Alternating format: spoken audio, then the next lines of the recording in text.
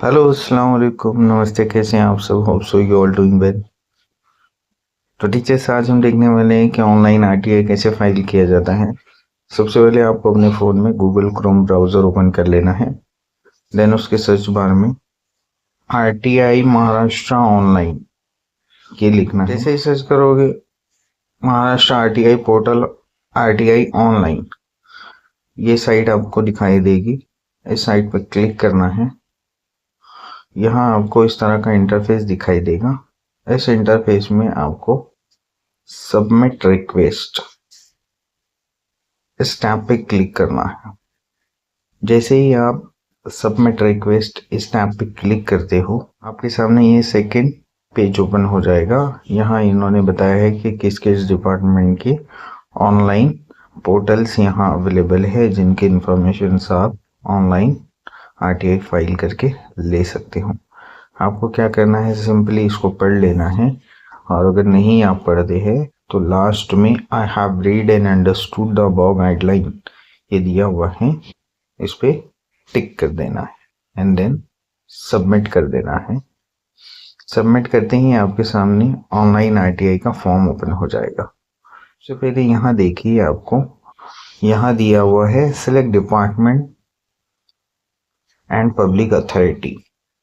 यहाँ आपको वो डिपार्टमेंट या वो पब्लिक अथॉरिटी सिलेक्ट करनी है जिसके अगेंस्ट में हम आरटीआई फाइल करना चाहते।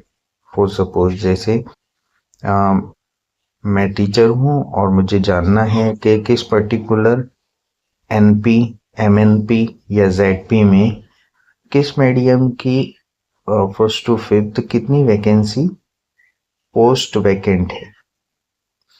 तो मैं क्या करूँगा, उस पर्टिकुलर एनपी, एमएनपी या जेडपी के पर्टिकुलर डिपार्टमेंट को यहाँ से टैग कर लूँगा। अब वो कैसे टैग किया जाता है, जैसे ही हम इस सिलेक्ट पे क्लिक करेंगे या वहाँ पे आप फिंगर पुट करेंगे, सारे डिपार्टमेंट के नेम वहाँ पर आ जाएंगे। जैसे आप यहाँ देख सकते हैं, यहाँ आ गया agriculture, dairy development, animal husbandry and fisheries department, Ahmednagar municipal corporation, Akola municipal corporation, Amravati municipal corporation, Aurangabad municipal corporation. तो ये इस तरह से यहाँ पर नेम आपको देखने के लिए मिलेंगे। तो मैं यहाँ पे for suppose Amravati municipal corporation select कर लेता हूँ। इसके बाद अब आपको क्या करना है, नेक्स्ट वाले पार्ट को फिल करना है। यहाँ आपको सबसे पहले अपना नेम एंटर करना है। देन आपको अपना जेंडर सेलेक्ट कर लेना है, मेल है फीमेल है। देन आपको अपना एड्रेस पुट करना है। एड्रेस कंप्लीट एड्रेस होना चाहिए, जिसमें आपका हाउस नंबर, आपका नियर बाय लैंडमार्क और आपका तालुका, देन डिस्ट्रिक्ट। देन आपको पिन कोड नंबर एंटर करना है, जो भी आपका लोकल पिन कोड नंबर होता है तो वो पिन कोड नंबर एंटर करना है। देन यहाँ इन्होंने ऑलरेडी इंडियन टिक किया हुआ है। देन यहाँ इन्होंने ऑलरेडी बाय डिफॉल्ट महाराष्ट्र रखा है, चूंकि ये महाराष्ट्र ऑनलाइन आरटीआई की साइट है। एंड उसके नीचे आपको डिस्ट्रिक्ट सिलेक्ट कर लेना है। देन आपको तहसील सिलेक्ट कर लेना है। देन आपको विलेज सिलेक्ट कर लेना है। देन ये बताना है कि आपका जो एड्रेस आपने यहाँ सेलेक्ट किया है या लिखा है, वह एड्रेस आपका गांव आपका रूरल है या अर्बन है। रूरल मीन्स ग्रामीण, अर्बन मीन्स शहरी। अब यहाँ देखिए इन्होंने पूछा है लिटरेट। जैसे ही हम इस लिटरेट वाले टैब पर टिक करते हैं तो यहाँ ऑप्शन ओपन हो जाते हैं कि आप कितने लिटरेट हैं। Below 12th standard, 12th standard pass and graduate, above graduate. तो जो भी आपकी क्वालिफिकेशन है उसके अकॉर्डिंग आप यहाँ पे ऑप्शन पे टिक कर दीजिएगा। आपका phone number and then mobile number, तो यहाँ आप मोबाइल नंबर एंटर कर दीजिएगा। उसके बाद है आपका ईमेल एड्रेस। ये बहुत ही ज़रूरी वाला पार्ट हो जाता है, तो आप अपनी वैलिड ईमेल आईडी यहाँ पे एंटर कीजिएगा। उसके बाद है citizenship. Only Indian citizen can file RTI request application. यहाँ इन्होंने दी है कि जितने भी इंडियन हैं सिर्फ वही आरटीआई फाइल कर सकते हैं, तो यहाँ इंडियन बाय डिफॉल्ट चूज किया हुआ है। उसके नीचे है देखिए, is the applicant below poverty line BPL, अर्जदार दारिद्र्य रेषेखालील आहे का।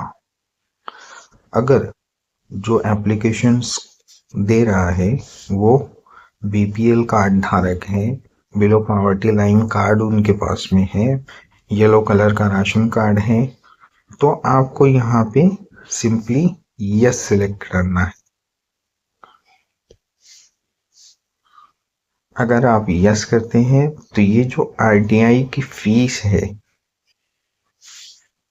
जो 10 रुपए होती है वो आपको एप्लीकेबल नहीं होगी, बट आपको यहाँ पर आपका बिलो पॉवर्टी लाइन का जो राशन कार्ड है उसका नंबर एंटर करना होगा।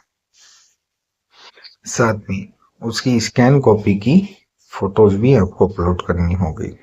अगर आप वहां पे नो करते हैं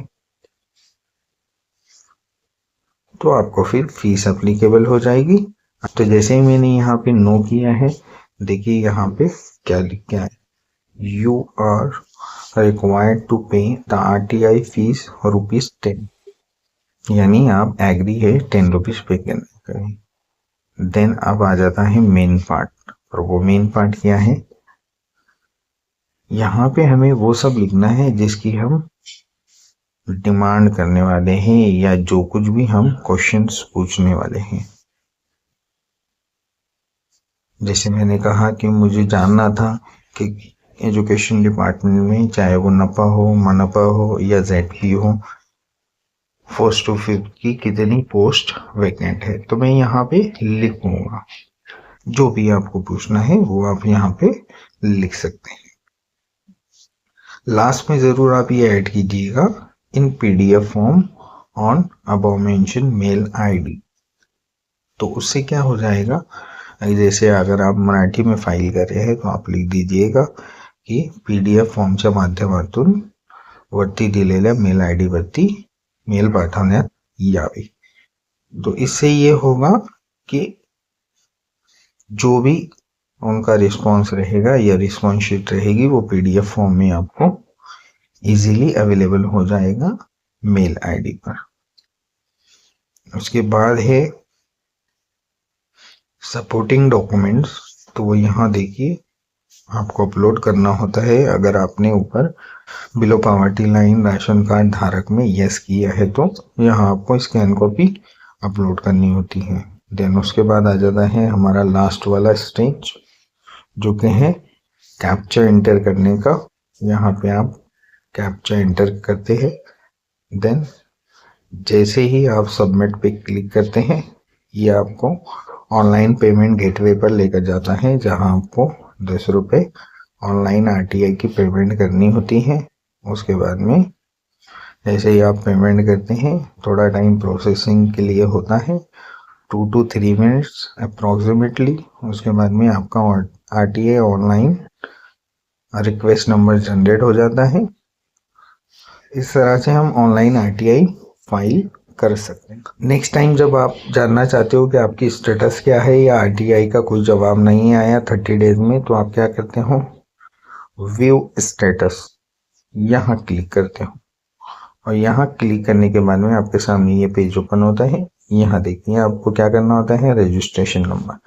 सबसे पहले आपको वो जनरेट हुआ रजिस्ट्रेशन नंबर पूछता है, तो वो रजिस्ट्रेशन नंबर आपको यहाँ पुट करना होता है। देन आपकी जो मेल आईडी आपने वहां एंटर की है तो मेल आईडी पुट करनी होती है। देन ये कैप्चा जो यहाँ दिया हुआ है ये कैप्चा यहाँ एंटर करना होता है। और उसके बाद में आपको शो पे क्लिक करना होता है। जैसे ही आप शो करते हैं तो आपकी करंट स्टेटस सामने आ जाती है कि आपका फाइल किया हुआ जो आरटीआई एप्लीकेशन है उसकी अभी क्या स्टेटस है। तो इस तरह से आप स्टेटस चेक कर सकते हैं। अगर 30 दिन से ज़्यादा हो गए हैं तो उसके बाद में आप अपील लगा सकते हैं, जो यहाँ दी हुई है, सबमिट फर्स्ट अपील। अगर 30 दिन से ज़्यादा हो गए हैं और आपके आरटीआई का कोई रिस्पांस नहीं है, आपके आरटीआई की कोई भी जवाब नहीं आया है, तो आप अपील लगा सकते हैं। तो इस तरह से हम लोग आरटीआई ऑनलाइन फाइल कर सकते हैं और अपने घर पे रह करके हम डिपार्टमेंट से जो भी ऑथेंटिकेट जानकारी है, सही जानकारी है, वो ले सकते हैं। Thank you for watching.